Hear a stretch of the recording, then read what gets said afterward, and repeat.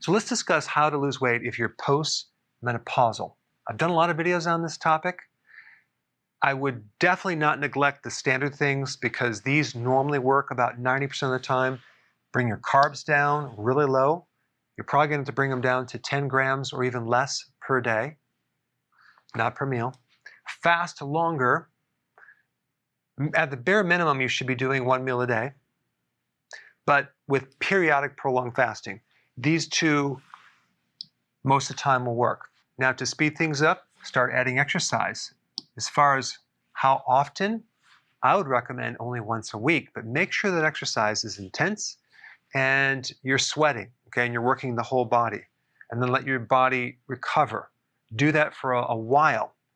Then add 2 workouts a week. On the off days, I highly recommend you go for long walks to keep the stress down so you can then sleep. Adding another half hour or even an hour of sleep will help you lose weight big time. And number 5, your favorite recommendation, which is avoiding alcohol. But the problem is that little bit of wine, which is carbs, has the potential to really keep you out of fat burning. So you might want to just take it, put it to the side, maybe do kombucha tea for a while as a transition. So let's say, for example, you do all these things right here and you still can't lose weight. What do? Your pituitary produces many different hormones. One hormone is called follicle-stimulating hormone. And the purpose is to tell the ovaries to make estrogen. But you're postmenopausal. So these ovaries have gone into retirement. So that's not going to happen. So what happens after menopause is this hormone stays on the high side.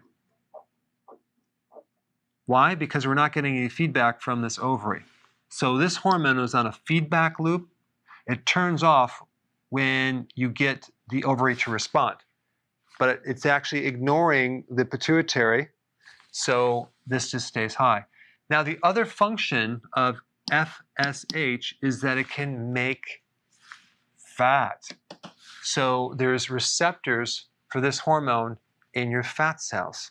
And that is a big problem simply because after menopause, there's a big spike in this hormone that stays high despite the backup supply of estrogen and other hormones from your adrenals and your fat. Because the more fat you have, the more estrogen you're going to make. And estrogen by itself contributes to the amount of fat that you have on your body.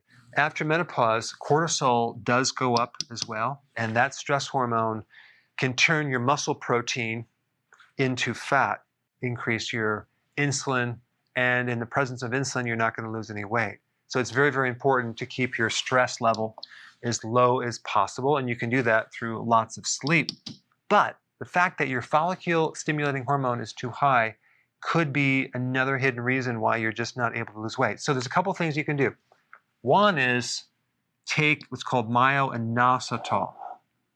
This is a type of B vitamin. Now, it's not technically currently a B vitamin, but it was considered a B vitamin at one time. But myo-inositol, taken in a good amounts, can help regulate this hormone as well as luteinizing hormone from the pituitary. So this is a really good thing to take postmenopausal.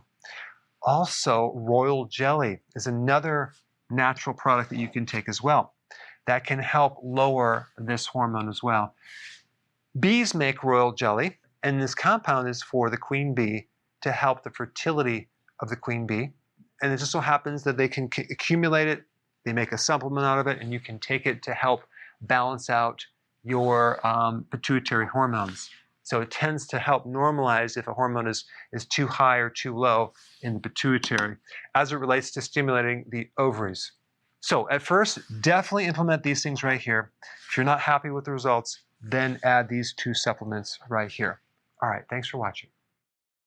Before you go, if you have a question about a product, or you're new to keto and you want to know how to begin keto, or you're on keto and you need a debug because it's not going as smooth, I have a keto consultant standing by to help you. This is just for the people in the US. Hopefully in the future we'll be able to answer everyone's call. But I put the number down below so you can call and get some help.